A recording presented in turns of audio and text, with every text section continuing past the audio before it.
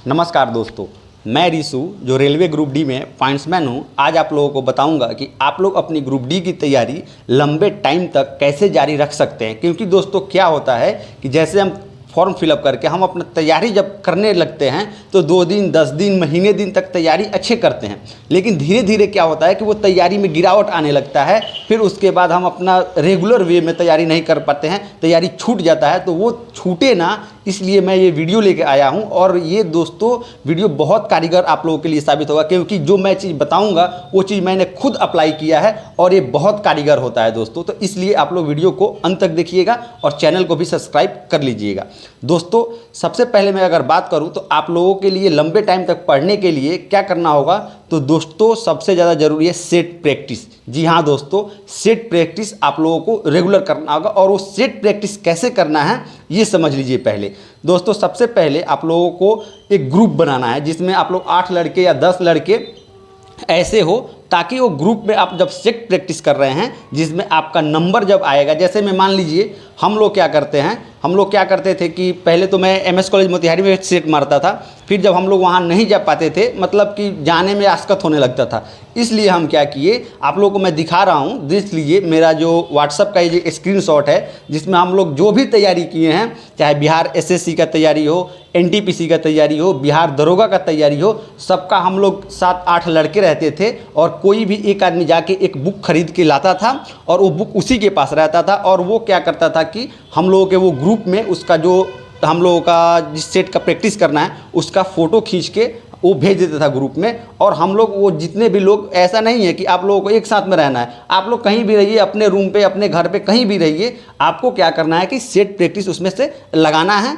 और फिर जितना नंबर आ रहा है आपको सही में, ऐसा नहीं कि मेरा नंबर आया 40 और मैं बता रहा हूँ 60 नंबर, ऐसा नहीं, क्योंकि आपको ऐसे करने से कोई फ़ायदा होने वाला नहीं है। जो रियल नंबर है आप वहीं उसमें डालिए। और क्या होता है दोस्तों, जैसे में आप लोग 8-10 लड़के रहेंगे, उसमें से 10 या 15-20 जितने भी लड़के रहें, मतलब ज़्यादा लड़के रहें तो अच्छे रहता है। क्योंकि क्या होता है कि उसमें से बहुत से लड़के रहेंगे जो पढ़ने में अच्छे खासे होंगे और बहुत से लड़के रहेंगे जो लो होंगे। तो दोस्तों जो भी, अगर मान लीजिए कि मैंने अपना गया सेट प्रैक्टिस किया, पहले दिन मेरा मान लीजिए कि 35-40 नंबर आ रहा है, दोस्तों आप लोगों को हताश और घबराना बिल्कुल नहीं है, क्योंकि नंबर कम आएंगे।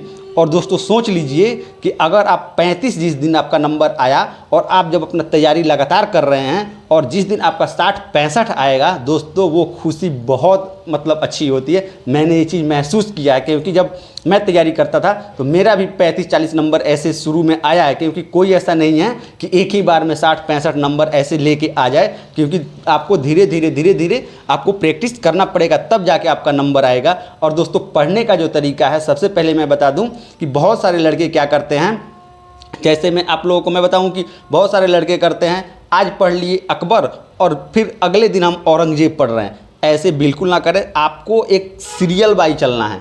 ऐसा नहीं है कि ऐसे कर लीजिए कि आज अकबर पढ़ लिए और फिर औरंगजेब पढ़ रहे हैं, बीच में जितने भी हैं शाहजहां और हुमायूं, मतलब और भी मतलब जो है उनको हम छोड़ दे रहे हैं। तो ऐसे नहीं करना है, आपको जो बुक है उसको रेगुलर आप लोगों को वैसे करके पढ़ना है जैसे में कि आप परसेंटेज पढ़ लिए। अभी परसेंटेज का अभी पूरा हम पढ़े भी नहीं, तब तक हम टाइम एंड डिस्टेंस में या टाइम एंड वर्क में चले गए। ऐसे नहीं करें, आपको एक चैप्टर ख़त्म करके तभी दूसरे चैप्टर में जाइए और एक सीरियल बाई पढ़िए। ऐसा नहीं कि आप एक पढ़े फिर तीसरा पे चले गए, ऐसा नहीं, दूसरे पकड़िए फिर उसको ख़त्म करिए फिर तीसरा पे जाइए। ऐसे कीजिएगा तब आपको एक सही रास्ते में तैयारी आप कर पाइएगा। नहीं तो बहुत सारे लड़के क्या करते हैं, एमसीक्यू लगाते हैं। दोस्तों अभी आपका तैयारी है नहीं और आप चले गए एमसीक्यू लगाने, क्या हो जाएगा, उससे आपको कुछ सही होंगे कुछ गलत होंगे। लेकिन जब तैयारी, एमसीक्यू कहाँ से बनता है आप समझ लीजिए कि एमसीक्यू क्वेश्चन कहाँ से, दोस्तों एमसीक्यू जो क्वेश्चन होता है, जो ऑब्जेक्टिव क्वेश्चन होता है, वो सब्जेक्टिव से ही निकल के आता है। जैसे में आप पढ़िएगा, मान लीजिए कि गति पढ़ रहा है तो गति से ही आपके चैप्टर वो चीज़ निकल के आएगा कि प्रथम गति के नियम से क्या मिलता है, सेकंड गति के नियम से क्या मिलता है, थर्ड गति।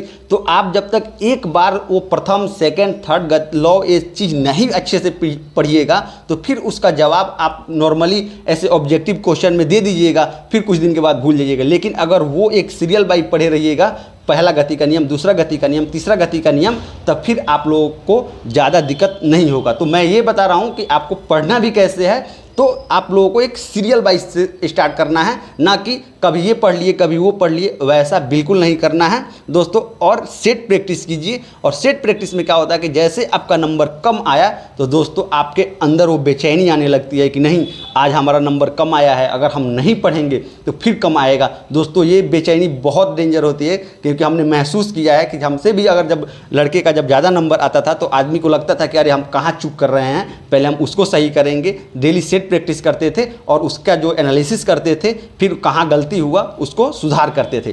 तो सेट प्रैक्टिस समझ लीजिए कि एक रामबाण है जो कि आप लोगों को रेगुलर पढ़ाई करने कभी भी कीजिए, लेकिन सेट प्रैक्टिस बिल्कुल ना छोड़िए दोस्तों। सेट प्रैक्टिस नहीं लगाइएगा तो आप कुछ दिन के बाद आपका पढ़ाई जो होगा वो डाउन हो जाएगा। तो दोस्तों ये ना सोचे कि अभी मेरा सिलेबस पूरा कंप्लीट हुआ है कि नहीं हुआ है। आप अपना सिलेबस कंप्लीट होते रहिएगा और करते रहिएगा, फिर साथ में अपना सेट प्रैक्टिस भी जारी रखिए, ताकि आपको ये अनुमान हो जाए कि अभी मैं बहुत डाउन हूँ, मुझे और ज़्यादा मेहनत करना पड़ेगा ताकि मैं भी अच्छा नंबर ला सकूं। तो इसलिए मैं कह रहा हूं कि आप लोग अपना सेट प्रैक्टिस बिल्कुल ना छोड़े, रेगुलर सेट प्रैक्टिस, एक सेट प्रैक्टिस करते रहिए। और तब देखिए आप लोगों के 2 से 3-4 महीने में दोस्तों नंबर बढ़ने में टाइम लगता है। ऐसा आप सोच लीजिएगा कि कोई जड़ी बूटी मिल जाए ताकि हम एक ही महीने में अपना नंबर इंक्रीज कर दें, तो ऐसा बिल्कुल नहीं होगा। और ऐसा सोच लीजिएगा कि नहीं हो रहा है फिर आप छोड़ दीजिएगा। दोस्तों टाइम लगता है, 2 महीने 3 महीने 4 महीने ऐसे टाइम लगते हैं नंबर बढ़ने में,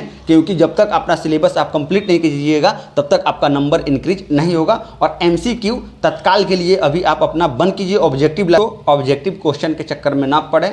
अगर आप लोगों को नॉर्मल भी पढ़ना है, अगर मैं कहूं कि साइंस आपको पढ़ना है, अगर आप लुसेंट उठा लीजिए और लुसेंट का भी अगर साइंस अगर आप कंप्लीट कर पा रहे हैं तो समझ लीजिए कि आपके 25 में से आपके 17-18 क्वेश्चन ऐसे होंगे जो आप सही मार दीजिएगा। सिर्फ साइंस लुसेंट के साइंस से आप लोग इतना कर सकते हैं, बशर्ते अगर आप लोगों को वो चीज़ समझ में आने लगे तब। नहीं तो बहुत ऐसे लड़के हैं जिनका अभी उतना मतलब तैयारी नहीं है, वो साइंस अभी लुसेंट का उठाएंगे तो बहुत ऐसी चीज़ होता है जो समझ में नहीं आता है। तो आप उसके लिए यूट्यूब पे सर्च मार के पढ़ सकते हैं। लेकिन अगर आप सिर्फ लुसेंट भी पढ़िएगा ना तो मैं दावे के साथ कह सकता हूं कि आप साइंस में अच्छा स्कोर कर सकते हैं। ज़्यादा इधर उधर की टेंशन ना लें, आप लुसेंट से साइंस कर लीजिए और फिर उसके बाद आप नीरज सर का एक आता है बैच, उनका वो पढ़ते रहिए, आपका बिल्कुल अच्छा हो जाएगा, कोई टेंशन नहीं होगा, आप साइंस में अच्छे नंबर ला सकते हैं। तो इसलिए मैं कह रहा हूं कि ऑब्जेक्टिव पे अभी ज़्यादा ध्यान ना दें, अभी आप अपना सब्जेक्टिव तैयार कीजिए, क्योंकि सब्जेक्टिव से ही ऑब्जेक्टिव की मतलब वो ऑब्जेक्टिव बनता है।